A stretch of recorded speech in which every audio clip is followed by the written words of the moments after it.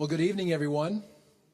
Welcome to the 12 Weeks to Wellness and Optimal Health special presentation. This is the first of 12 that Dr. Youngberg will be presenting. And it's my privilege to welcome you here. And also, even though we have a number of people still coming into this auditorium, this is the first time from this place that we are actually doing a live streaming event. And so there are many, in fact, I was told that over 1,000 people have registered for this conference that are, most of the people will be watching it via the internet tonight from somewhere around the world. But it's my privilege to introduce Dr. Youngberg this evening. Dr. Wes Youngberg is a very good friend first. He's a consummate professional. He's a graduate of Loma Linda University, has a master's degree in nutrition, a doctorate in preventive clinical care. He practices at the Youngberg Lifestyle Medicine Clinic in Temecula, California, and he has helped many, many individuals, countless individuals, to obtain a higher level of health for themselves. I know that probably many of you here tonight would say that he has been greatly helpful to you in this process. And it is our privilege to welcome you, and I just want to say a word of welcome to those of you who are joining us from somewhere around the world tonight by internet and live streaming. We're glad to have you here too.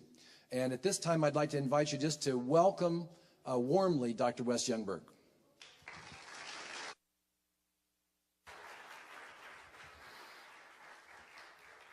Thank you, Dan. I very much appreciate that introduction. I also want to say I'm glad that some of you braved this beautiful weather to come and be here on site. But I also want to welcome all of those who are watching live all around the world. Especially, I want to do a shout out, hafaday, to all my Chamorro brothers and sisters in Guam, many of which are actually watching this live at the Guam Seventh Adventist Clinic, where my family and I spent 14 years from 1994 until 2008. So it's good to be back on Guam, even though it's virtually at the moment. I'm sure I'll be back there sometime soon. Today, we have an opportunity to begin a 12-week series. Now, actually, we've been doing 12-week series for many, many years. Actually, this all started in Guam about 20 years ago, where we realized that we needed to provide a program for the people who lived nearby. Not a live-in program where you had to fly somewhere and spend thousands and thousands of dollars, but a program that was available right in your own community.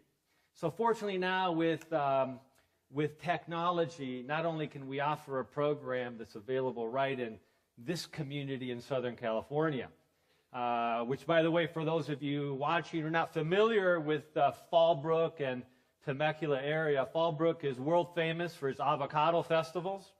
It's one of the most attended festivals in the United States. It's about an hour north of San Diego, right, in North San Diego County, and about an hour south from Loma Linda University. So now you can kind of picture where we're at. And yes, it's pretty nice weather outside today. So we're really glad to be here. But we're glad you're listening. This is the first of a 12-week series where we begin by looking at how do we reach our genetic potential. I was just reading a study by Dr. David Eddy, a renowned researcher, a physician, who also has a PhD in mathematics. And he did an interesting study. It was called the Archimedes study. And in this study, he actually did a simulation. He took over 20,000 individuals from actual NIH studies and put them into a simulated computerized study, starting them all at age 20 and ending the study at age 60. In that study, they controlled for every single risk factor, but then in a computer-simulated way, they fixed one of the risk factors. As we go through this series, I'm going to be sharing those top 9 priorities, the risk factors that had the greatest impact on the health of that population.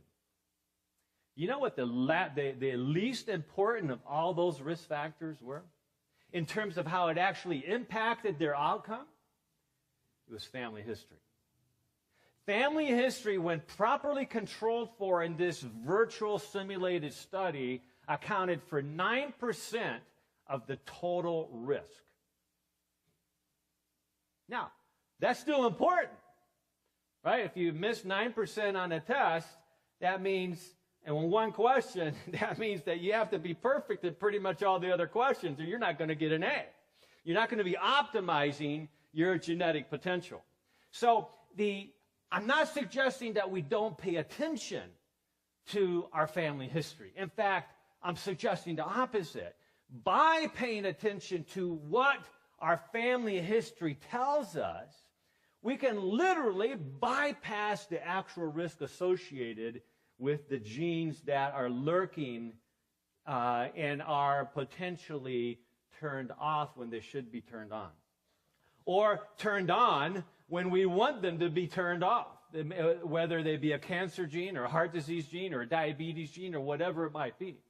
So we want to think deeply about what our family history is so that we can now begin to focus on the right strategies that can help us reach our genetic potential. So we're initiating transformational change. It all starts now. Those of you that are registered either here on site or watching via the internet, we will be sending you emails on a regular basis with access to handouts that will help you process what is it that you actually want to accomplish during these 12 weeks. See, knowledge is power, but awareness of your personal risk is what initiates transformational change. So my goal is to actually make this a clinical program for you where you are now learning things about yourself that you never knew, where you can actually transform your genetic risk. So another way of referring to this first presentation in this 12-week series is how do we turn good genes on and the bad genes off? And the good news is that there is real potential. We're looking at mastering our genetic risk with lifestyle and nutritional medicine. Now, that's really important because in the world that we live in today, there's a lot of hopelessness. Am I right? There's a lot of hopelessness. There's many people out there that feel that there really isn't any hope for them. They have essentially emotionally given up. They're not trying anymore. Why should I try to improve my health if it's all genetic anyways? If it's all been predetermined for me even at conception? So we have to have a proper understanding on that. So we all need hope, and that's the most important thing that I hope to share, is to give you a new sense of, hey, there is hope, and secondarily, I can do this. I can reach my genetic potential if I'm willing to do what it takes. So if I'm willing to put some effort into this process. Now, individuals say, well, what about heart disease? Isn't that just genetic? How about high blood pressure, high diabetes, depression, chronic fatigue, joint pains? You fill in the blank. Whatever ails you, whatever challenge you have, whatever your family history has placed in your lap, there is hope for you.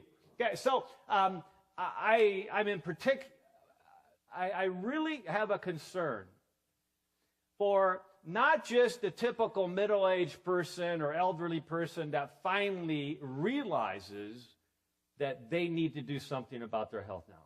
It's never too late, by the way. We can always begin to transform our health. But what is really concerning me is that I'm seeing more and more patients in their late 20s and early 30s. They have young children potentially, and they already are suffering the consequences, the complications of chronic disease. They're already struggling with a high risk of liver failure, of kidney failure. What about them? Is there any hope for them? And I want to suggest that absolutely. When we take a step back and look at the bigger perspective and start filling in the gaps. In fact, that's one of the things I'm going to be recommending to all of you is to have a discussion with your personal physician, with your healthcare team, and figure out what a broader approach to testing is than the traditional yearly physical.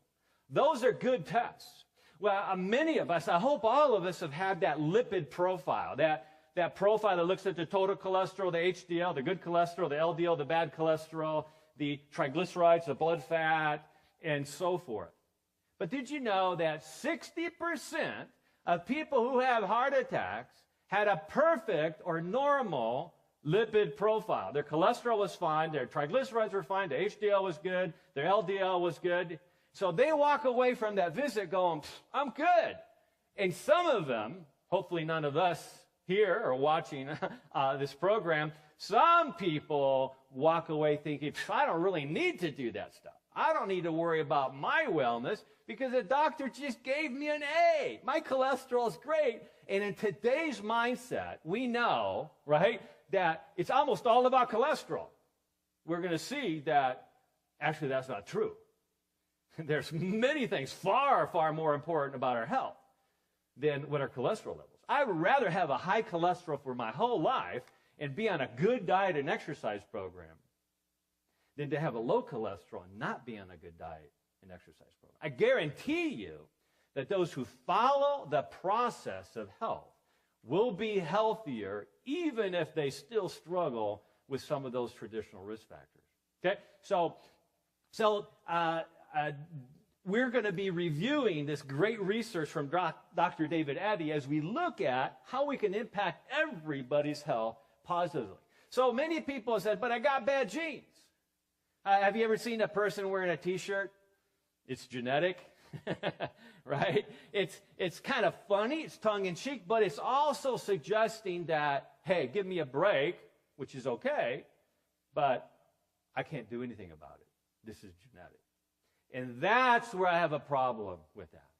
Because I believe, well, it's not just what I believe, it's what the medical research says. Genetics and epigenetics is now telling us that we all have hope, we all have the potential to actually conquer the challenge of our genes. Many people say, que sera, you know, what is, must be God's will. This is just the way I was born, this is just the way it's going to work. That's my path in life. That's how I've been predetermined, and it's simply not true. We're not predetermined. In fact, as we look at what determines our health, is it fate? Is it nature, nurture? Is it genes or environment? So we're going to be looking at this all throughout this series.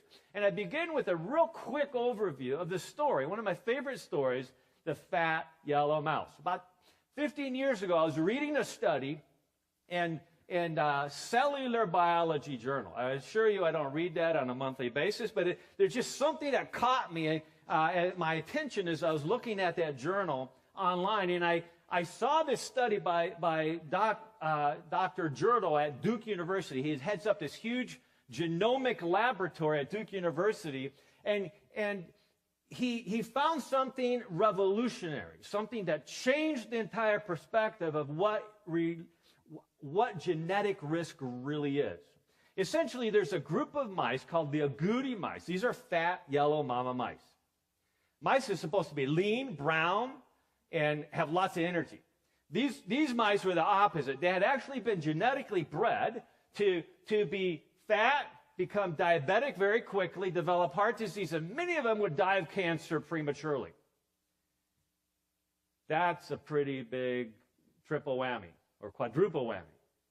And so what's interesting is that he took these fat yellow mice and he divided them equally into two groups randomly, and half of them, in fact, all of them received the Purina mouse chow diet, but half of them also received super nutrients. These are nutrients like genistein that you would find in whole soybean products. These are nutrients like folate, the whole food folate, that has such a powerful influence on what we now know actually changing major genetic mutation. I should rephrase that. It doesn't change the mutation. It bypasses it. You can literally bypass a major genetic mutation by just having enough of the right nutrient on board. That is why the next session is so critical for us, because we're going to be looking at the nutritional challenges in front of us. We're going to be looking at the, I should say, opportunities, because we literally have an opportunity by eating the right foods, eating what I call first-class foods. We can powerfully alter and change the actual expression of our genetic risk. And so we're going to be so that in this study at Duke University, what happened is within a generation of these fat yellow mama mice eating the right super nutrients, they started giving birth to not fat yellow mice, but lean brown-coated mice. Said, well, wait a minute. These mice initially had the gene that coded for a dominant yellow coat and dominance to obesity, diabetes, heart disease, and cancer. So what happened? So they actually looked at the genes in these mice. And as you're looking at this picture, you say, well, these can't really be the same type of mice. But in fact, they are genetically identical in every way. Genetically identical in every way. What's different is that some of that gene in particular that coded for all that disease process had been turned off. Still there. You see, we all have genes inside of our bodies that, if turned on, could kill us. We also have genes inside our body that, if turned on, could dramatically speed the healing potential that we all have. So really, it's all about finding a strategy or a group of strategies that can powerfully help us genetically activate the healing process, to speed the healing process, and secondarily, to slow down the aging process. Now, we're all going to get old. I know I'm going to get old. But my goal is to get old like some of you right here. Okay, I want to be like Julie Phillips, who jumped out of a perfectly good airplane at the age 90. Okay, she did have a parachute. Okay, just happened just a few days ago. I took I'll show a picture of this later on in another session. But I was so impressed. That if we put our mind to it, improving our health is going to be a lot easier than jumping out of a perfectly good airplane at 3,000, 4,000 feet, whatever it was. Okay? So, all right, so essentially these fat yellow mice, given the right nutrients, were able to give birth to mice that were now healthy, even though they still carried that gene that had been transmitted, that had been essentially inherited to them. This is very important. That means that the children, and I'm talking now to the younger generation, those of you that hope or plan to someday have children, you all have genes potentially right now turned on that aren't very good for you. You know that when you have children, you not only transfer your genes to them, but you also transfer whether those genes are turned on or turned off. This is a whole new opportunity that you have to make good choices now. In other words, please do not wait until you're my age, in your mid-50s, to say, hey, maybe I should start taking care of my health. Okay? Start doing it now. Take advantage of that, and your children will thank you for their entire life. And dramatically transform the genetic expression of your children by paying attention to this. So pretty sobering, but also very encouraging. In other words, there's something you can do. Okay, when I was young, I wanted to be able to provide the very best opportunity for my kids, right? I mean, we're all that way as parents, okay? But at the time, I didn't realize that I was also not just donating my genes to my children, but the way the genes had been used during my early youth and young adulthood.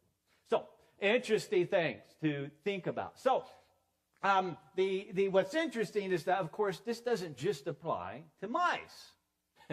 This applies to you and me as well. And so, as you can see, that this is a picture on the screen of young girls who are clearly identical twins. And now, fast forward 50 or 55 years, and you have clearly these genetically identical twins, similar in many respects, except there's a major difference between them.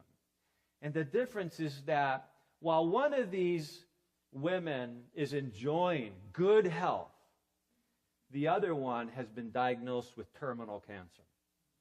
In other words, here we cannot blame genetics for what has occurred. Clearly, there's something in their past, what we call the exposome, all the things in our environment, in our lifestyle, the choices that we make, and then many times choices that we don't make. It's choices that our parents made, or choices that other people made, and how they contaminated the environment around us. All these things represent the exposome of what impacts our personal genetic expression. So, epigenetics. You know that we can do a blood sample or a hair sample or a saliva sample and find out, okay, who it belongs to. If there's a genetic data bank somewhere, right? If you're at a crime lab, you can take a sample and you can pretty much figure out who that person is. But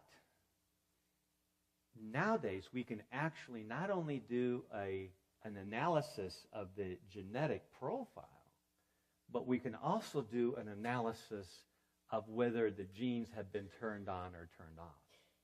We can actually do the test physiologically in the lab. So we can see what's happening. And we're going to be looking at some studies here on how that works. And I'm excited about this because I and a few other researchers and colleagues have an opportunity to actually be involved in looking at how a comprehensive lifestyle program can change our epigenome. We plan to actually measure it in a large group of individuals and put them through a program and see how that changes and how that compares to all the various biomarkers that we will be covering in this 12-week series. So epigenetics is the factors that affect the way genes work independently of the genes themselves. That's what epigenetics means. So I want to begin our discussion today by telling you a story of a patient of mine, actually in Guam, a patient that I'll call David. And it helps us understand the importance. The very first thing we want to make sure we have right is we want to have our attitude right.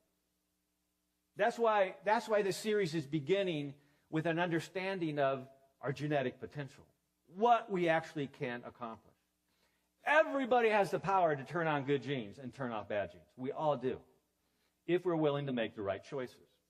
And David's story is powerful because he was in a position at one point in his life as the resident manager of a very large resort, where some people would say he had it all. He had a penthouse suite in this huge tower overlooking a beautiful turquoise bay, Tumon Bay. But see, he was also responsible for over 400 employees. And something was amiss. Something was wrong. David just didn't feel right. His doctor had found that he had very high blood pressure. He wasn't handling stress real well. And so he started blood pressure medications. And he was getting more and more anxious all the time. And one day, he's dealing with one of his middle managers. and he started having kind of a disagreement with a middle manager. And, you know, he's a resident manager. He's second in charge of this huge complex. And he wants the middle manager to do what he's been asked to do. But there's this dispute. Now, David, 6'5", 332 pounds. Played football, University of Hawaii. Big guy, strong guy. He got so frustrated, he told me later that I was actually getting ready to cold cock him. And as he stopped himself, because he felt himself shaking, he realized that he'd almost lost his job and his dream of becoming a general manager of a major resort because he could not control his temper. He wasn't thinking good thoughts at all. I remember it was a Friday morning, and I'd had a cancellation late in the morning, so I'm thinking, good, this will give me a chance to clear my desk of all the charts and all the things you have to do before the end of the week. And all of a sudden, my nurse shows up and says, Dr. Youngberg, your patient's here. And I go like, my patient's here? I thought I had an hour to work on my charts. And here walks in David, 6'5", big guy.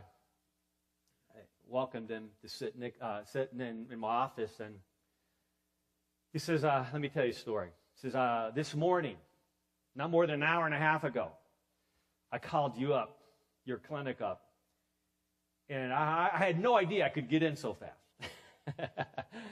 But there was kind of a divine appointment brewing here. God knew that he needed to be seen right away. He worked it out. And he says to me, he said, Doc, I was up in my penthouse suite with my wife and 5-year-old daughter last night. And I was at in my office at my desk, and I had my head in my hands like this. And I didn't realize that my whole body was shaking.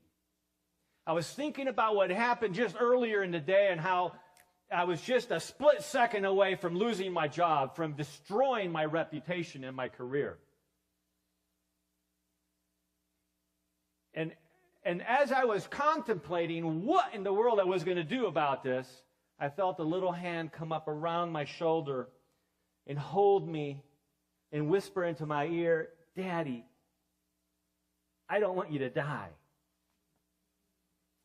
And he's telling me this with tears starting to come down his eyes, this big ex-football player. And he said, that broke my heart. My beautiful 5-year-old daughter thought I was going to die. And you know, as I thought about it, I could have. If I don't figure out what's going on, I'm not going to be around much longer. I'm going to have a stroke. I'm going to blow a gasket. I'm going to do something foolish. And then my family is going to be embarrassed.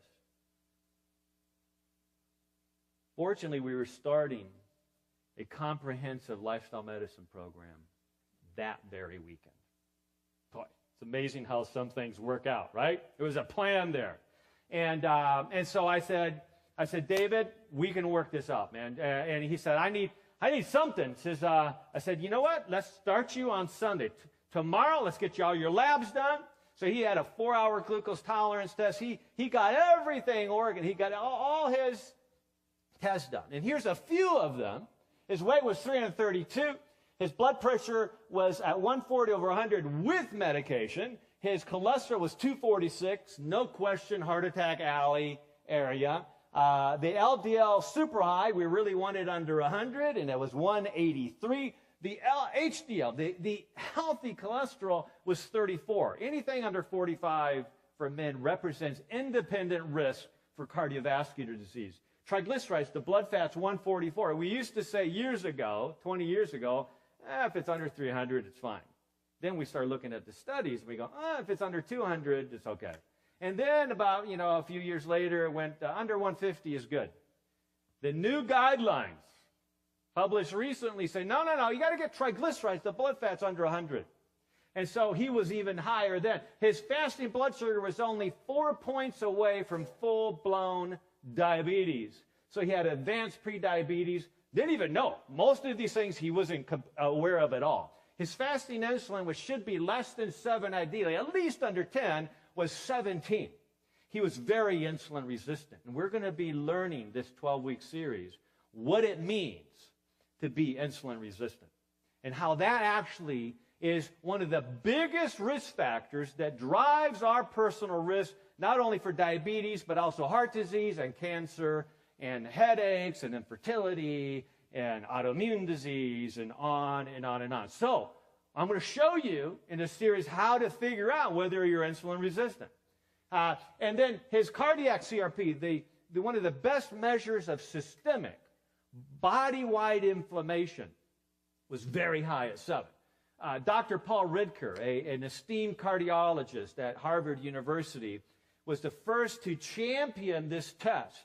It's a far more important test than high cholesterol. And he showed that even with people, a large group of people with a normal cholesterol level, if their CRP was 2.0 or higher, they had a tremendously high risk for heart attacks. So we're going to be looking at how do we get that under control. That'll be part of the discussion here. So I talked to David that very first Friday, and I said, David, why don't we write down some goals? And he looked at me and says, I'm way ahead of you. Came out with a sheet of paper with his 3 goals. Succinct, to the point.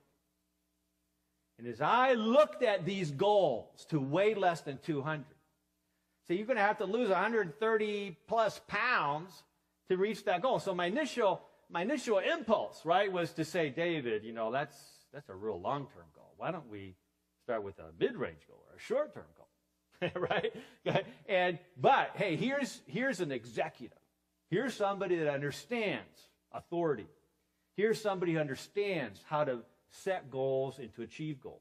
I wasn't going to get in his way, especially since he was 6'5" and 332. Okay, so all right. So I wrote that down into my chart. What's your next goal? He says, I want to run the Honolulu Marathon. He just got done telling me how his knees hurt him all the time. I didn't really think that was a good idea or a goal to shoot for. But he says, I grew up in Hawaii, and all my life, even as a kid, I wanted to run the Honolulu Marathon. I never have. I want to do that. Just like Julie Phillips, she just wants to, jump out of an airplane at age 90. Just because some president did it at age 90. That's a great goal. So that's living. Okay, so so I said, okay, we'll come up with a plan to help you do that. And then the third goal is I want to become the general manager of a 5-star resort in Maui. Okay, come on, man, set some goals a little higher. Okay, so all right, so that's where he was at. And that next day, he did all his tests. Sunday, he was right there. So let's see what happened. What happened next is that basically he paid attention. He took notes at every meeting.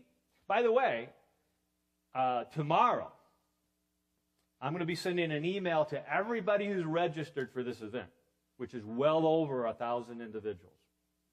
And I'm going to send you access to a handout that will help you set your goals and to start thinking about the objectives on how you are going to reach those goals. This isn't a 12-week seminar that you just sit and listen, right? Sit and listening part is just 1 hour a week. The rest of it is you being active, you figuring out what you need to do, you being the chairman or the chairwoman of the board of your personal health. I can't be the chairman of the board. Your personal physician can't be the chairman of the board. Nobody can be the chairman of the board but you, or else you will not get healthy. Guaranteed. Because there's nothing we can do to make you healthy. It's all about what you do. You control your genetic potential. So he completely changed his diet. No baby steps going on here. The research, in my mind, is very clear. You're making a little change in the diet here makes a little change in your health that is hardly noticeable. Okay? In other words, if you want to do this right, okay, let's just do this. Let's do it right. And then he started a walking/jogging program. Okay, so within 1 week, David's walking past my office and says, hey, Doc, don't worry about those anti-anxiety meds. I feel great. Boy, what a transformation in 1 week. Let me suggest to you, if you are willing to do what it takes, to get involved, to understand what works, you can start feeling great. If you're not feeling, you can start feeling much better within days. Okay? See, your actual risk of a stroke or a heart attack is not determined by what happened last year or 2 years ago or 5 years ago. It's largely determined by what's going on in your exposome, your environment, your lifestyle over the last 2 to 3 days. That's good news. That means if you make a change now, your experience, your actual risk immediately plummets right away. You start eating a first-class food diet, which are essentially the type of foods that generate first-class health. That's just by definition. If you start doing that, you will experience much better health. And this isn't just physically. This isn't just looking at blood tests and go, oh, I guess I'm healthier. You feel it. Emotionally, you feel so much better. Week 2, already lost 11 pounds. He was able to work with his personal physician to completely discontinue his blood pressure medications. His cholesterol had already dropped 54 points. 2 weeks. Doesn't take 3 months to lower your cholesterol. It takes 2 to 3 weeks completely. All right? So when you do blood testing, what I do with my patients is I do the comprehensive labs,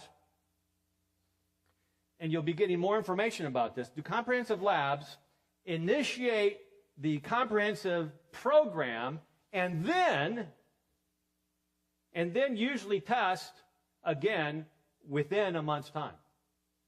The things that need to be repeated. Not everybody, not everything, of course. Just the things that were off, the things that we're now working on to seek to get improvement on. And so his overall blood lipids, his triglycerides dropped by 50%. But see, David wasn't satisfied because he realized that a wellness program wasn't just 2 weeks, oh, I'm doing better. Okay, I can kind of go back to, he was in charge of many top-level gourmet restaurants. He could walk into any of them and the chef would have been happy to do whatever he wanted. I thought that would be challenging for him, but you know what? He turned it into a positive. He would walk in and say, hey, guess what I'm doing? Tell the chef exactly what he's doing and what the new dietary parameters, and they were on it. Right? If you want to make good friends with a chef, tell them your needs, and they will help please you within those parameters. Okay. So be assertive about your diet, not aggressive. Just be assertive about your diet. So he started exercising twice a day. I didn't tell him to do that, but he started to say, if I'm going to run a Honolulu Marathon, I better start putting some miles in. So he started doing walk-jog twice a day. He actually gradually worked up to 45 minutes twice a day. Now, David is the resident manager of a 1,200-room resort. If David has time to exercise 45 minutes twice a day, I suspect anybody does. Because he was working 24/7. He was on all the time. He was resident. That was part of his stress. He couldn't go home like the general manager. That's why he wanted to be the general manager. He wanted to be able to separate once in a while with his family. Not only did he exercise regularly, and by the way, I'm not suggesting we need to exercise 45 minutes twice a day. We need to figure out how that fits into our goals and figure out a plan that's reasonable for us, right? Okay, second thing is, it's not just going on first-class foods, but it's recognizing, in David's case, he had 132 pounds to lose, okay? Which means he, even within a first-class food diet, he still needed to portion control. And that's how he was able to be so successful. So within 6 months, he lost 79 pounds. He had lowered his cholesterol even further, no longer pre-diabetic. He'd reversed that. Fasting insulin was back to normal. And the cardiac CRP, the measure of inflammation, had dropped by 50%. And so as you see the progression from the beginning, 2 weeks, 6 months, and the overall 6-month effect, it was powerful. It was powerful. See, David still had his goals to work on. Right? He hadn't met any of his 3 goals yet. But look how much he'd accomplished. Be real careful about getting discouraged, about not reaching your goal when God has blessed you with a tremendous amount of improvement. Be real careful about, and he knew where he was headed. In fact, a year and a half goes by. During this time, a total of a year and a half goes by. During this time, I'm seeing him from time to time individually for consults. And then one day, I was just returning from Pasadena, California, flying back to Guam. And while in Guam at the international airport, I run into David. And I see his wife and his beautiful little 7-year-old daughter. And as I looked at him walking up the concourse, I see that he's obviously reached his first goal. 6'5", lean and mean. I knew he could catch me if he wanted to. He was healthy and fit. And I said, David, what are you doing here? He says, I lost all that weight, Doc. I go, I know, I can see. But what are you doing here? He says, guess what I did a week and a half ago? I'm thinking this is around November. So I'm looking at him because I'd seen the posters at the airport in Hawaii. Those big posters that celebrate the yearly Honolulu Marathon. And I go, you ran the Honolulu Marathon? He says, yeah, did it in 4 hours and 30 minutes. Not world record, but that was a major record for David. He'd never run it when he was in college. He'd never run it when he was in high school. He accomplished it now. And so I said, okay, but what are you doing here with your family? And he said, oh, you haven't heard the best news of all? He says, we're moving to Maui.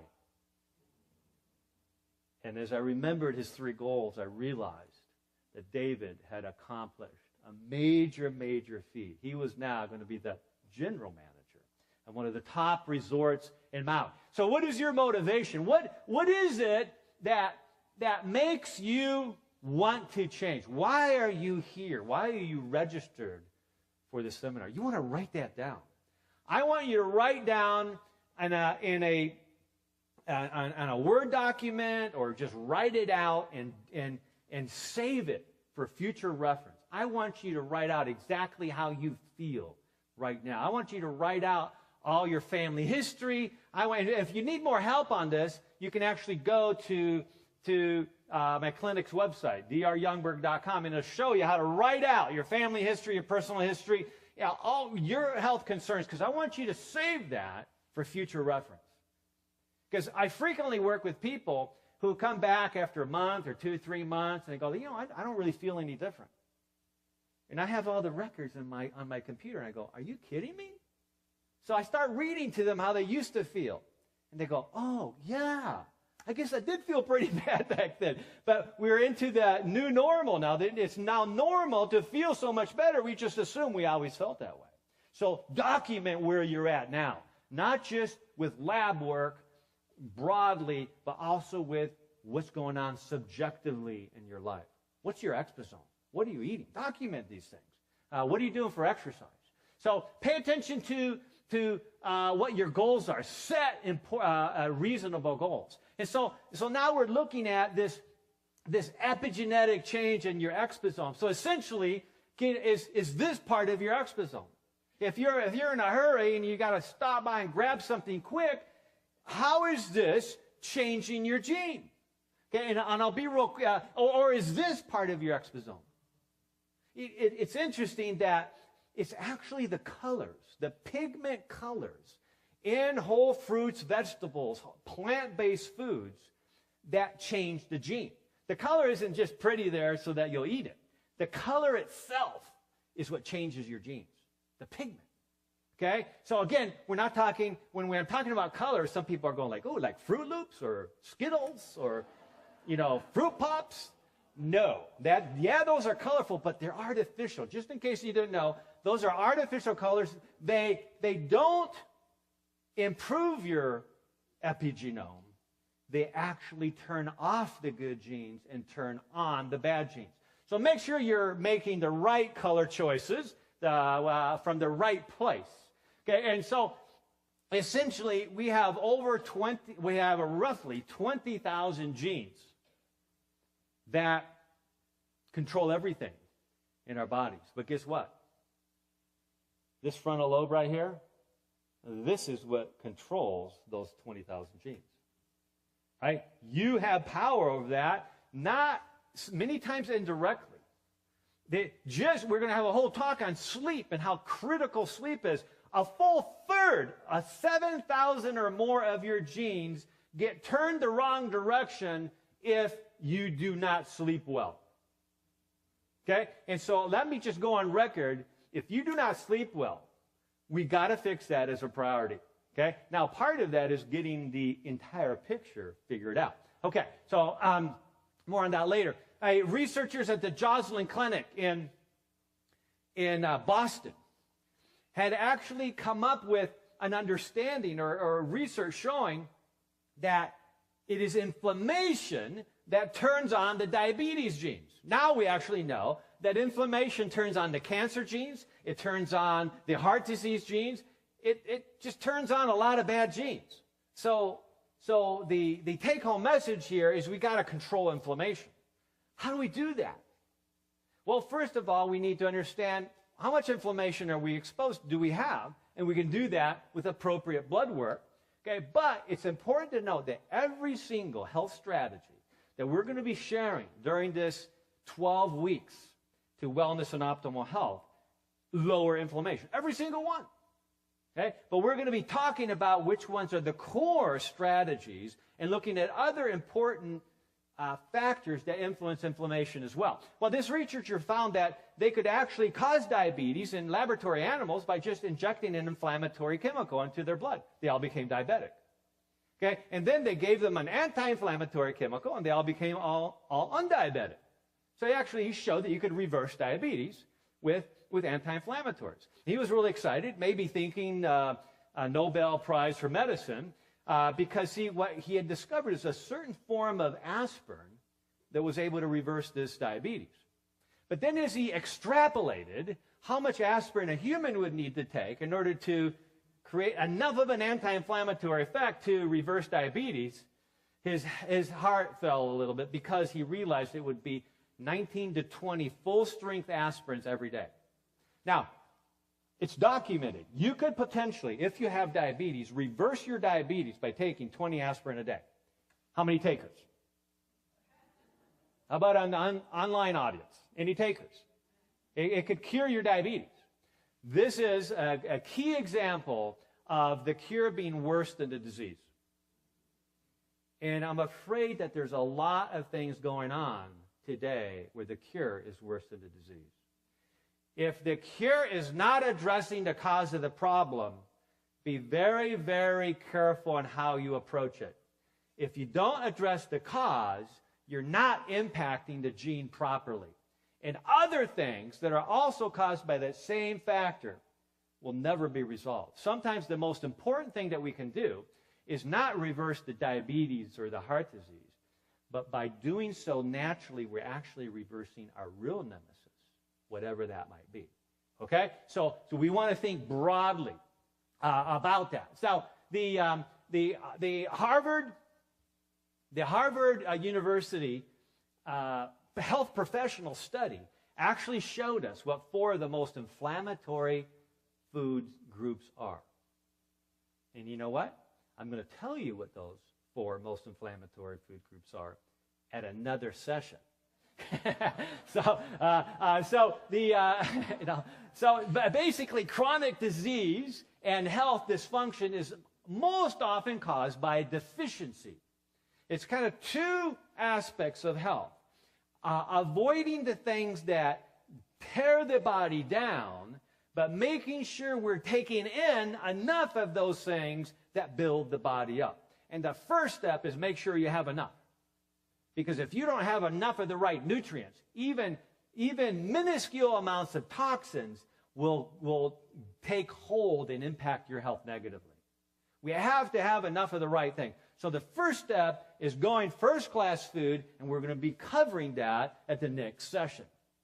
So essentially, it was Hippocrates who who said it best many thousands of years ago, let foods be your medicine and medicine be your food. The father of modern medicine. But there's another father that's far more important than Hippocrates, and that is our Heavenly Father, our Creator. We have a Creator's operating manual. In the very beginning, Genesis, the beginning, we see that, and God said, see, I've given you every herb that yields seed, and every tree whose fruit yields seed, to you it shall be for food. Our Creator gave us an understanding of what was best for our optimizing our epigenome. And we're just now starting to understand how that works. So essentially, we want to choose these colorful foods that change the exposome. We want to choose these berries which are rich in the actual methylated form of folate that can actually nutritionally bypass that MTHFR gene mutation, which is so common in our population, that causes us to not be able to repair DNA. It causes us to not detoxify properly. It causes us to not be able to suppress viral replication. These are the foods that actually nutritionally bypass genetic mutations. Much more on that as we follow through on these concepts. More colors, right? Just go with colors from nature. Lots of good, colorful foods. That's the first step. You want to make sure that 80% of your diet at least comes from whole, plant-based foods like we're talking about. At least 80%. The average American is getting less than 5%, and that includes French fries because for some reason they're included in the vegetable group. Okay? So don't follow that sad diet, the standard American diet, because that is guaranteed to create an exposome that will destroy your genetic potential. Okay, so you've heard, no, you can't reverse disease, you can only manage it. Well, that's if you're following the standard American diet. That's very, very true. Okay? You got to get rid of the barriers to disease. So who is it or what is it that is in charge of your genes? Remember, it all starts right here. So that's why we're going to have several sessions during this series talking about emotions, talking about attitudes, talking about values. Because what goes on here influences everything else. There's a big study that just came out in March 2014, showing that our emotions play a huge part in our health. Really? Yeah, we've known that for a long time, but new studies are showing that over and over again. Let's pay attention to that. So we're going to essentially embark in a 12-week program of nutrigenomics, of lifestyle medicine and nutritional medicine that shows what the power of food first in altering your genetic expression, and in all the other natural strategies that you can add to this to powerfully influence your health. So, I don't have time tonight to go over this study. So I'm going to share this awesome study done by Dr. Ornish at a following seminar. So I'm going to scan through these real quick. You can modify your genes. There's studies out there that show that in just 3 months, you can completely turn on and turn off genes in the right direction.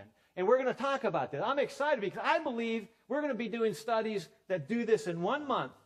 I believe that genetic expression changes very, very quickly. And so it reminds me of that statement made by the Apostle Paul, who says, don't conform any longer to the pattern of this world, okay, but be transformed by the renewing of your mind. In other words, don't follow what other people are doing just because it's the norm. It's the new normal. Okay? Well, the new normal is not healthy, I guarantee you. It's normal to have heart disease. It's normal to have prediabetes and diabetes. It's even getting normal to have cancer.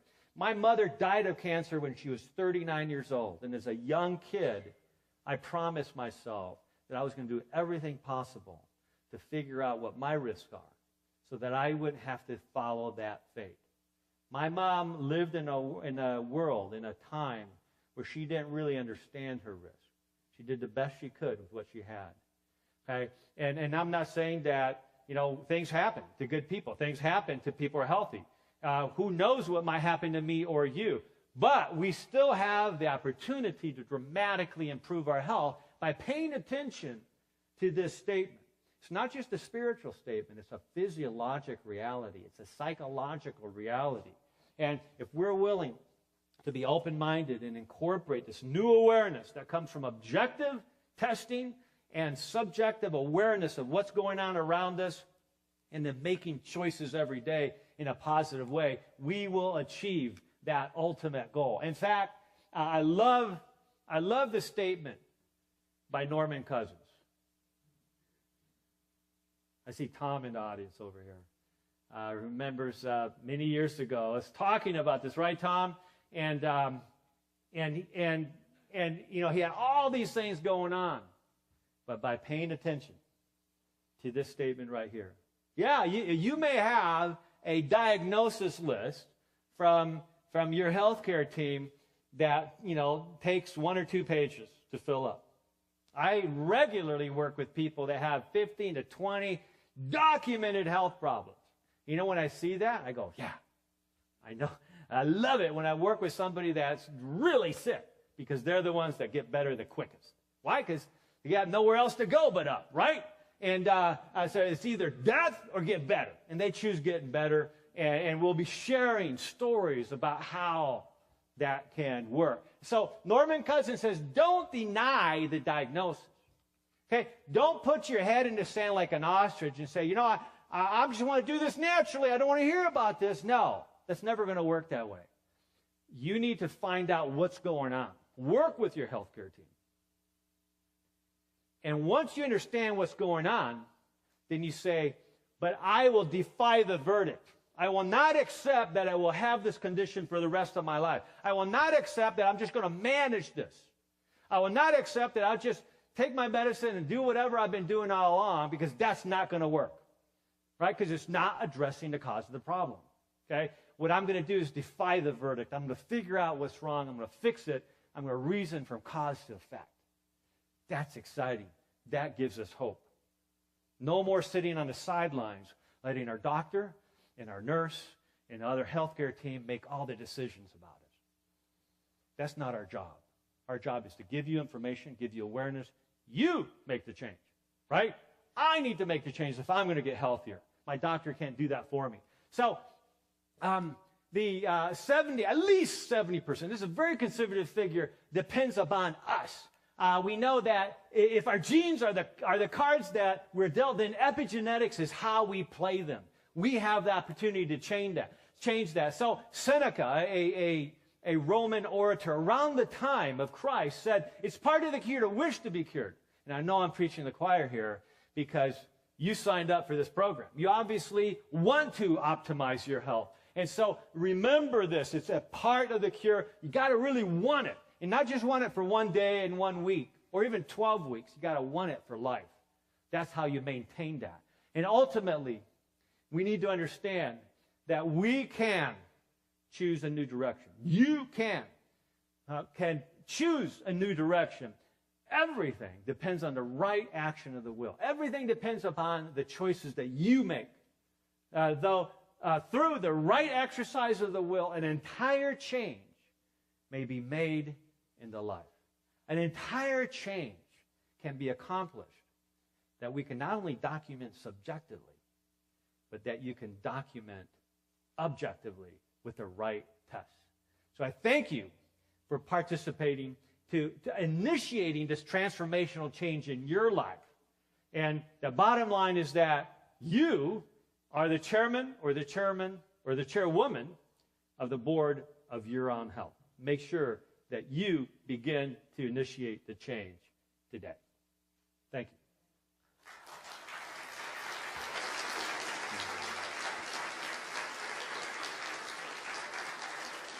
All right, so this is now your turn. Well, kind of our turn. This is the time where we transition to question and answers. And I know we've just started one presentation. So those of you that have a burning question, you can go ahead and start making your way around to the left of the auditorium, and there's a blue line blue tape that you can stand at. Okay, so we're going to be taking questions. And of course, remember, these are questions that are going all around the world. So don't make them personal. Make them appropriate to all of us. So we're not only taking questions here, but we have questions coming in via the internet from all over the world. So we're going to start. Well, actually, let me first introduce our Master of Ceremonies, our very own senior pastor, Pastor Samuel Nunez, who is the pastor here at the Fallbrook Seventh-day Adventist Church right here in beautiful Southern California. So, Pastor Nunez, what do we got here? First of all, we'd like to thank each one of you for coming out to the Fallbrook Seventh-day Adventist Church and joining us for Dr. Youngberg's 12 Weeks to Wellness and Optimal Health. And yes, we also have viewers online, and we'd like to also thank them for being with us and joining us live from all over the world. We're going to take the next 20-25 minutes to have this question and answer section. And the first question comes from Margaret, who's in Carlsbad, New Mexico. She's been watching us tonight, and the question is, how do I go about finding a doctor who supports me in my goals of regaining my health? Interviews. You know, there's a lot of doctors out there, and the key is finding one that is willing to listen to you, and, as I already suggested, finding one who is willing to allow you to make decisions about your health. Because, like I said, unless you make decisions, you're not going to get better. I'm not talking about sitting in the ER, you know, having major palpitations, and you're going like, oh, I want to think about this. Now, obviously, there are times where we need to say, hey, doc, you're in charge of this. I want to make sure that we get this done right. But when it comes to lifestyle-related disease, okay, it's me that are going to make those choices. And so I just encourage you to just talk to your friends, talk to your family members, find out, get a doctor who's willing to talk to you and who also recognizes the value of lifestyle. We have the American College of Lifestyle Medicine, which is a international organization of physicians and health professionals that is dedicated to treating the cause, focusing on lifestyle medicine, actually training physicians in all disciplines to incorporate lifestyle medicine strategies into their approach, whether they're a GI doc, a cardiologist, a pediatrician, a family physician, internist, oncologist, whatever it might be, are they not just open, but have they taken the time to learn how to incorporate lifestyle nutritional medicine into their practice? So that's what I would be looking for, as I would first visit the American College of Lifestyle Medicine website and get more information there. Thank you. I'm going to ask a question. And the question is, besides writing my goals and wishing to change and wishing to achieve them, what else can I do today? All right, today. Yes. Well, again, the first part is taking an inventory of your health. That begins with not just writing out your goals, but looking backwards, looking at your family history. Your family history gives you a significant insight into what you might be at risk of. And so documenting that, talking to your aunts and uncles and to your grandparents, finding out what your family members and relatives have either died of or who have succumbed to what illness and at what age, what medicines they're on and why. Sometimes the older generations don't like to talk about these things. But anytime we get together, it's important to start asking those questions so that we're not asking them after they die and missing that great opportunity. So that's number one. Number two is start paying attention to laboratory testing that can help you understand where your weaknesses says lie. When I was 24 years old, I thought of myself as kind of Mr. Fitness. I was a gymnast. I was athletic. I had been a vegetarian all my life. And so I thought ever since I was young, because of what happened to my mother when I was 10, I was paying attention. I thought I was paying attention. Of course, there was a lot of things I didn't know, okay, but I was doing the best I could. But I had come to think of myself as kind of having arrived. I was healthy. I was fit. I was 24 years old. I was in my first year of professional training at Loma Linda University. And this was 1984, the very year that Drs. Brown and Goldstein were given the Nobel Prize for Medicine for discovering how LDL cholesterol weaved its way into the artery walls, causing atheroma, plaque buildup inside the arteries. And so I actually gave a presentation on this new, novel concept, because it was completely unheard of. Doctors prior to 1984, at least 80% of physicians prior to 1984 believed that cholesterol had absolutely nothing to do with heart disease. Nothing.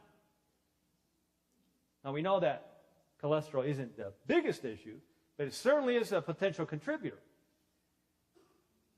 And so I decided, well, I'm going to check my cholesterol. Yeah, I didn't really need to, but I just wanted to kind of show my classmates how healthy I was. Be very careful with that kind of attitude.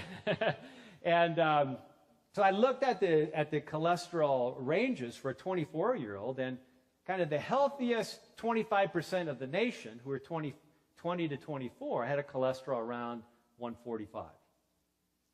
So I'm thinking, well, I got to at least be in the healthiest 25%, right? That was easy. Guess what happened? 3 days later, all my friends that had gone to get the cholesterol test at the Loma Linda Medical Center came back, and I looked at my report. It's 244. I wasn't doing too much better than David. The difference was that David was over 120 pounds overweight, and he was stressed out, and he had all these signs of health problems, but I was at the pinnacle of what I thought was my health experience. There's something amiss here. If I had not have tested my cholesterol profile, my lipid profile, I would have continued for many, many years to come thinking that I was healthier than I really was. And I would have missed the opportunity to do something about it. That's the key.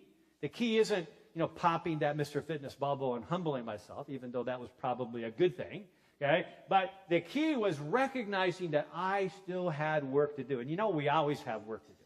Whenever a new lab test comes out, I'm the first to do it. Why? I want to know. I want to find out if there's another risk factor lurking that I don't know about, and then I'm going to figure out how to fix that. That's how I practice. That's how I work with my patients. I want to figure that out. So I would subjective evaluation, and then I would get right into figuring out what are the labs that I need to follow. There's a whole section on the dryoungberg.com website that talks about labs. It's not comprehensive, by the way. Really, you need to sit down and talk to your doctor or to talk to a health professional about what you need, because you're not me. You are you. We need to figure out what your labs were in the past and come up with, based on your family history and all the subjective information, figure out what you need individually. And that begins a strong understanding of what to do next. We have another question from Mary Ellen, who lives in Fallbrook, California. And she sent it via email. I raised my kids on the whole food organic diet that transformed my health completely. Yet one child is healthy and the other has been very ill, Crohn's disease. I am puzzled along with all the alternative doctors we have been to. How do I help her? Thank you. Okay, a great question. So, wow, as parents, as brothers and sisters potentially, we ask the question, well, how could we have such different health outcomes when it seems like at the surface we're doing the same things? Well, part of that is related to what our true genetic base is. So unless we're identical twins, even though we're brothers and sisters, etc., we're going to have different genetic risk factors. We're going to inherit different risks. So that's why I'm really excited about the whole new field of genetic testing. Genetic testing isn't just to find out if you have those rare mutations that cause infants to die very prematurely. Genetic testing, we're moving into the new era where genetic testing is for everybody. In fact, I personally recommend genetic testing for all my patients. With some of the new tests that have been demonstrated by the Human Genome Project to be one of the biggest breakthroughs in genomic science, this MTHFR gene mutation test, that the gene that codes for an enzyme that activates folate, that can influence every cell of your body, of every organ in your body. And so if there's a defect in that metabolic process, I want to know about it. In fact, I'm a mutant. I tested myself. I'm a mutant. But I'm happy about that because I can change that. I can implement a strategy to nutritionally largely bypass that mutation. So genetic testing would be good. And then personalizing care. There's no one standard for everybody. Some people have to be very careful about certain things, where other people don't have to be quite as careful about certain things. So that's why testing broadly gives us an understanding of where we need to be to optimize our genetic potential. Okay. We have a question. All right, Dr. Youngberg, I have a question. As a young person personally, what can young people, myself, be doing to optimize my health now so that later on, because a lot of these problems that we're talking about are definitely relevant, but a lot of them personally, I think a lot of young people, I know that I don't personally struggle with. So what can I be doing now to, down the road, be optimizing my health now? Okay. So great question. Thank you. The bottom line is that, as I mentioned earlier, young people, especially young people who are hoping and planning to have children sometime in the near future, what you do now has the biggest impact on the heritable parts of not just your genes, but whether the genes, like I said, are turned off or turned on. So you now, by choosing healthy diet, a healthy exercise program, but far more than that, I want to make it clear, just having a healthy diet and a healthy exercise program does not necessarily generate optimal health.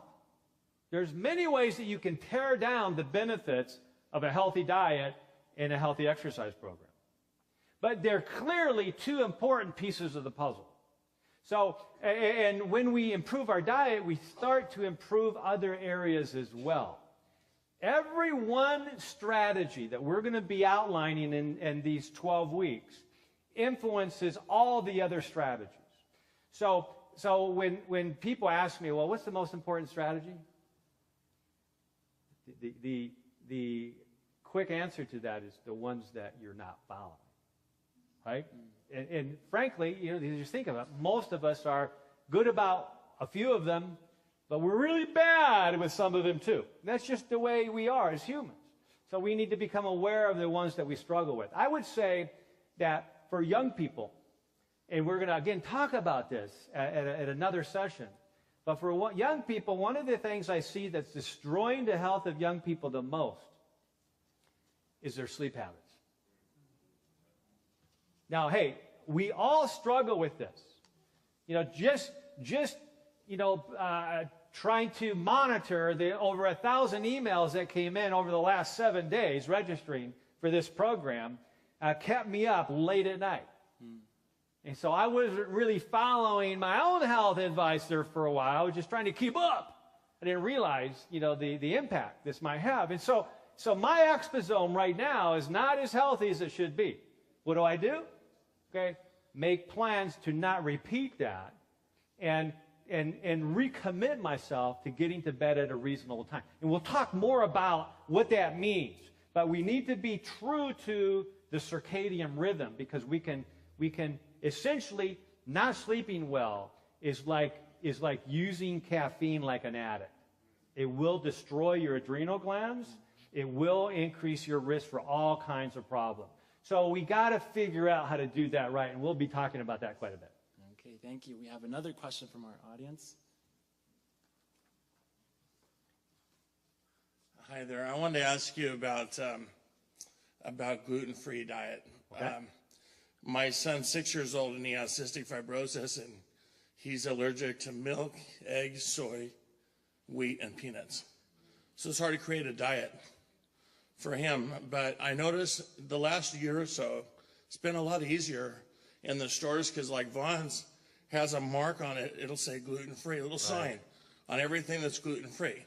And then I have to look at it and make sure it doesn't have any milk or eggs or, in it besides that. But what do you think about, I know a lot of for his illness, my wife is on the internet all the time talking to people throughout the country that have this illness, and they seem to all be jumping on the gluten-free diet. And to tell you the truth, it's hard to find gluten-free stuff that tastes really great. But I've seemed to find them some pretty good stuff.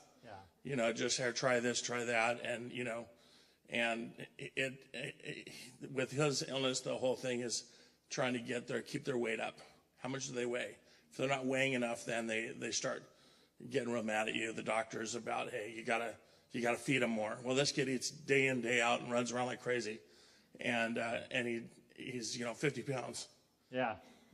Yeah, so great question. And by the way, we're going to be looking at this bigger issue of diet in the next session. But in short, to answer this question, that is the reason we have to personalize testing.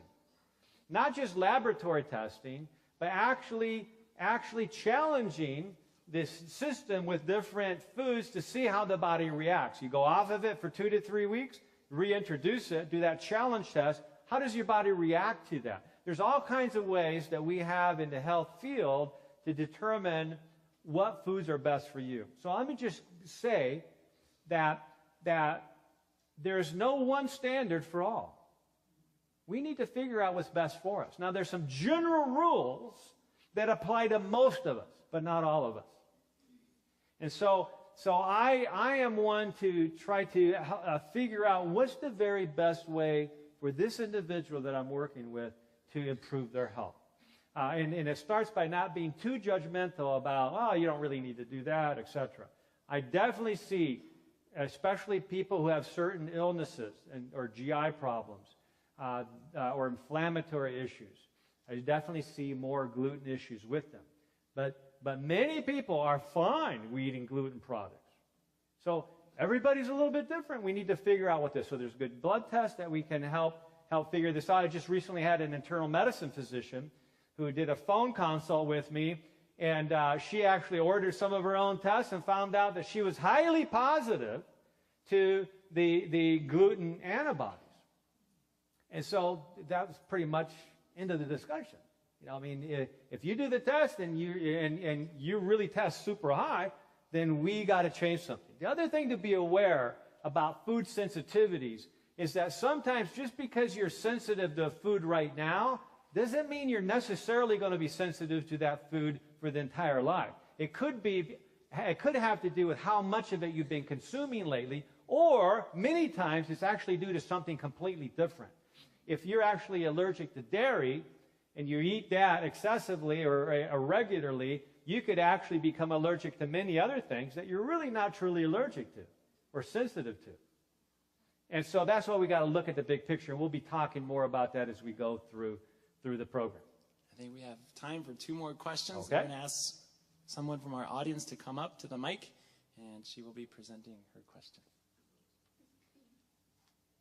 I have a question. One is, it's kind of a comment, and I'm a cardiac nurse, and a lot of my patients that we have, they come in and they don't look like a heart attack. They're fit and they look healthy, and they said, I just went to my doctor and I was, given the bill of health, and why am I here? And then, you know, the husband's, one lady, she was fit, she exercised, and her husband was sitting in the chair eating a hamburger, but she was the heart attack. And so Yeah. what did you do? Because you were, you know, your cholesterol was high, but you were fit and you had been a vegetarian all your life. And sometimes I start to think, you know, I'm healthy, and I realize that just because you might be thin doesn't mean that you're healthy. A lot of your lifestyle, you have to look at the whole picture. So what did you do? You were already fit, you were already eating well and vegetarian and exercise. What did you do to bring down your cholesterol? Okay, by the way, I totally agree with you. I used to play Masters basketball, which just means you play with old people. I was playing, this is over 10 years ago, in the 40 and over league, or 40 to 45 league, and the fittest guy in our age group, far better athlete, fitter than I was, killed over dead of a heart attack. So fitness, and we'll talk about this as we go through the series, fitness is not sufficient. It's not ever sufficient to be healthy. Now, fitness is good. Fitness is very good. Fitness is very important, but it is not in of itself effective enough to reach your health goals. You can have a massive heart attack and be one of the fittest guys in the whole county. Okay? So that's number one. That's why you have to make sure that you're not using the excuse, hey, look, I'm so fit, I'm so trim, I can eat anything I want. Bad logic. Horrible logic. The answer to your question specifically about what I did is that I reevaluated my situation. Obviously, something was wrong. Okay? I stopped and looked at that paradigm of the Apostle Paul. Says, don't conform to what you think is normal, okay? But be willing to be transformed by renewing your mind. So I had to renew my thinking about, you know, what was going on. I had grown up as the typical vegetarian, which is what? A lacto-ovo vegetarian. One of my jobs in high school, I was in charge of the exotic cheese section at a Whole Foods store. I was the expert on cheeses. and of course, I had to try every one, right? Because I had to be able to talk to people who came through the store. And so I would cut these big blocks of imported cheeses. I'd wrap them, label them, weigh them. You know, I was the expert. I love cheese. I mean, who doesn't love cheese? I mean, maybe some people don't love cheese, but the bottom line is that cheese is one of the highest sources of saturated artery-clogging fat in the entire world's diet. So if you have any risk whatsoever for cardiovascular disease or diabetes or heart disease or cancer, right? High saturated fat diet is going to set you up. So I had a little work to do on my values regarding diet. So for myself, I realized that I had to decide to say no to something I really enjoyed in order to say yes to something that was even more important to me. Right? Setting goals. And now that we're going to be talking about, setting limits on ourselves. You know, that's really unpopular. I'm not setting limits. You know, I don't want to set any limits on myself. If you don't set limits on yourself, you're never going to succeed at anything. We're not just talking about health. We're talking about anything. So any good businessman or woman, anybody effective in any walk of life knows that they have to set limits. Because it's by setting limits that you excel and you succeed in doing the things that are most important. So we'll be looking at those issues as we move forward. Okay, we have several emails coming in from Roseville, Georgia, Culberson, Montana, and somebody from Taguig City, Metro Manila in the Philippines wrote. Yes. Okay, been there. Love it. We're going to ask somebody from our audience. I'm going to invite him to come up to the mic, and he's going to be sharing with us a question. How does sodium deficiency affect our bodies? Can you repeat that? How does sodium deficiency affect our bodies? Okay, boy, you're challenging us right at the very beginning, huh, Doc? Okay, so we're going to be talking more about that. So that's an interesting question, potentially a loaded question.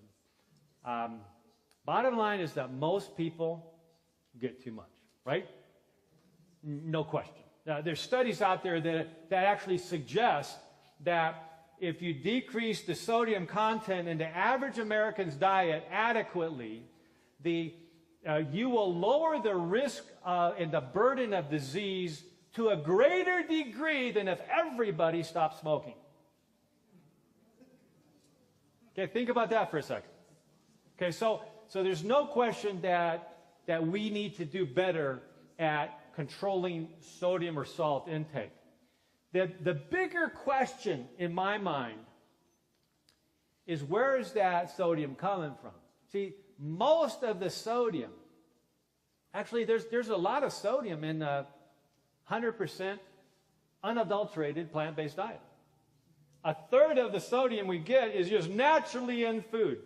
In other words, you're not going to be generally deficient in sodium because it's already in the food. But the problem is when we eat processed foods largely, that's just loaded with sodium. Why? Because it activates those taste buds. And it's not just sodium, it's the monosodium glutamate and those, taste tantalizers that you end up eating a big old bag of chips and you weren't even hungry. You didn't even realize you ate them all, right? So those things can create havoc on our system. But there are, and I suspect this is part of your question, there are individuals that truly are sodium deficient, and we need to actually replace a little bit of sodium into their diet to help optimize. See, it's all about optimizing. You can have diabetes with high blood sugars, or you can have reactive hypoglycemia and adrenal fatigue, which is the opposite side. So it's not always good to just keep lowering the blood sugar. Okay? There's a point where the blood sugar can go too low, and that's more dangerous than high blood sugar. The same thing is true for sodium.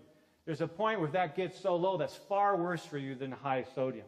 So I know there's some people with adrenal fatigue that's serious, that actually need a little bit of sodium every day. I have a patient that he realized as a young child, because of Addison's disease, he didn't know it at the time, but he had Addison's disease, that he actually carried rock salt in his pocket as a child. And every time he felt like fainting or his energy would just go into a dead spell, he'd take a little rock salt, put it into his tongue, and energy would come right back. Okay, now, don't use that as an excuse to salt your food, because most people don't have that problem. But that's something that you really want to work with a health professional. I would say that maybe in terms of my patients, maybe a fifth of my patients have adrenal fatigue, and we need to address that sodium issue a little bit more carefully. So it's not true that just everybody's got to go get rid of salt. Okay, so I'm getting a little too clinical now. Most of us get way too much. Okay, so let's come up with a good plan to lessen it. Thank you. Thank you. I'd like to thank each one of you for the questions here in the audience, and also those that were sent via online and via email. And if we didn't get to your question, we will try to get to it next time we meet. And Dr. Youngberg, thank you again. When are we meeting next time? Okay, I just want to go on record that because of prior commitments, we're not meeting next week, but we are meeting in 2 weeks, and there's not any further interruptions as far as we know for the rest of the series. So this will give you 2 weeks to do some research. This will give you some time to write out, and I'm going to be sending you emails. Okay, so pay attention to your emails. Start working on your goals. Start working on your overall medical family history. And by the way, if you want to read a book that helps really set the stage for what we're really covering, I had the opportunity with a great writer, Elise Harbolt, to put together the book Goodbye Diabetes with my publisher, Dan Houghton. And that book is available on dryoungberg.com. And it will actually be a workbook that is certainly not required, but I would recommend it to those who want to have a book that will help guide you through this 12 weeks to wellness and optimal health, that will help you further understand these principles that we're discussing in this series. So with that, I wish you a good week.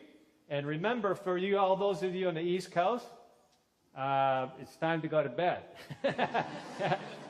Don't get too excited. Just relax, go to bed. And for those of you watching in Finland, it's time to go to work. Okay, so or pretty soon at least. And those of you on Guam, it's time to go back to work. So anyways, thank you for being here, and we will continue this at the next session. God bless.